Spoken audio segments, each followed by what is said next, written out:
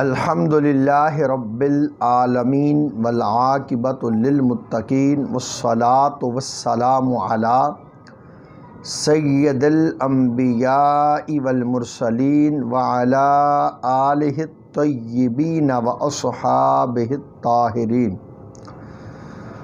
اما بعد فاعوذ باللہ من الشیطان الرجیم بسم اللہ الرحمن الرحیم وَاقْتُلُوهُمْ حَيْثُ ثَقِفْتُمُوهُمْ وَأَخْرِجُوهُمْ مِنْ حَيْثُ أَخْرَجُوكُمْ وَالْفِتْنَةُ أَشَدُّ مِنَ الْقَتْلِ وَلَا تُقَاتِلُوهُمْ عِنْدَ الْمَسْجِدِ الْحَرَامِ حَتَّى يُقَاتِلُوكُمْ فِيهِ فَإِنْ قَاتَلُوكُمْ فَاقْتُلُوهُمْ كَذَلِكَ جَزَاءُ الْكَافِرِينَ فَإِنْ انْتَهَوْا فَإِنَّ اللَّهَ غَفُورٌ رَحِيمٌ صدق اللہ العظیم۔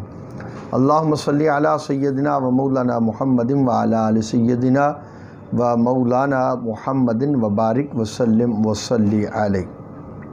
تفسیر نور القرآن سورۃ البقرہ آیت نمبر 191 اور آیت نمبر 192 ہمارے آج کے درس شریف کا موضوع ہے۔ سب سے پہلے تلاوت کیے گئے قرآنی الفاظ کا اردو ترجمہ سماعت فرمائیں اور پھر ان الفاظ کے تحت جو ارشادات حضور قبلہ فرید العصر رحمۃ اللہ علیہ نے بیان فرمائے ان کو پڑھنے کی سعادت حاصل کریں گے۔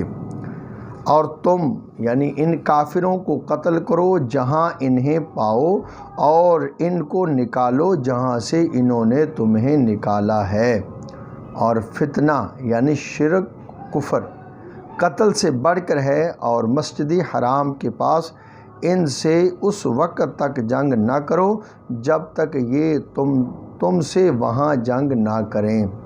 اگر یہ تم سے جنگ کریں تو تم انہیں قتل کر دو، اسی طرح کافروں کی سزا ہے۔ پھر اگر وہ کفر سے باز آ جائیں تو بے شک اللہ بہت بخشنے والا بڑا مہربان ہے۔ ان قرآنی الفاظ کے تحت حضور قبلہ فرید العصر رحمۃ اللہ علیہ بیان فرماتے ہیں، پچھلی آیہ مبارکہ میں حج کا ذکر تھا جو مکہ مکرمہ میں ہوتا ہے۔ اس وقت یہ مقدس شہر کفار کے قبضہ میں تھا اور ان سے جنگ کیے بغیر حج کی ادائیگی مشکل تھی۔ اس آیہ کریمہ میں جہاد کا حکم دیا گیا ہے۔ اس طرح بھی ربط ہے کہ حج میں بھی مالی قربانی ہے، وطن سے دوری ہے، اور جنگ میں بھی مالی قربانی جانی قربانی پیش کرنا پڑتی ہے۔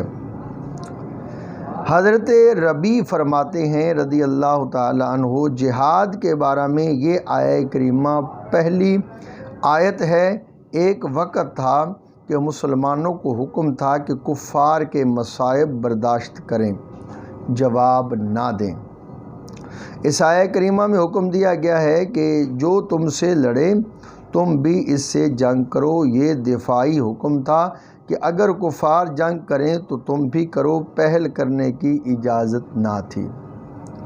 اس کے بعد دوسری آیہ کریمہ اقتلوا المشرکین نازل ہوئی، جس سے یہ بات ختم ہو گئی کہ وہ لڑیں تو لڑو۔ اب اسلام نے کفار سے لڑنے کا عام حکم دے دیا ہے۔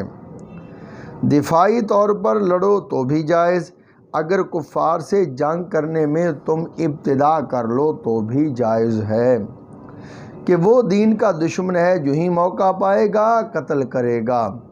مسلمانوں، اس فتنہ کو ختم کرنے کے لیے تم ابتدائی طور پر بھی حملہ کر سکتے ہو۔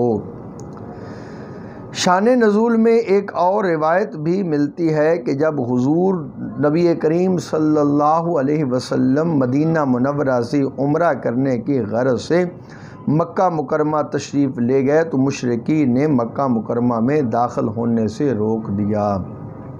حضور صلی اللہ علیہ وسلم اور قریش مکہ کے درمیان ایک معاہدہ ہوا کہ اس سال تو نہیں، اگلے سال عمرہ کے لیے آ جائیں۔ یہ معاہدہ مقام حدیبیہ پر ہوا۔ چنانچہ حضور صلی اللہ علیہ وسلم اگلے سال 1400 صحابہ کرام رضوان اللہ علیہم اجمعین کے ساتھ عمرہ کے لیے تشریف لائے۔ مسلمانوں کو خطرہ محسوس ہوا کہ کفار بے وفائی کر کے جنگ نہ کریں۔ اگر ایسا ہو گیا تو مسلمان کیا کریں گے؟ ماہ حرام ذی قعدہ شریف میں جنگ اور پھر احرام کی صورت میں جنگ تو شدید گناہ ہے۔ کفار کی طرف سے جنگ چھیڑ دی گئی تو مسلمان کیا کریں گے؟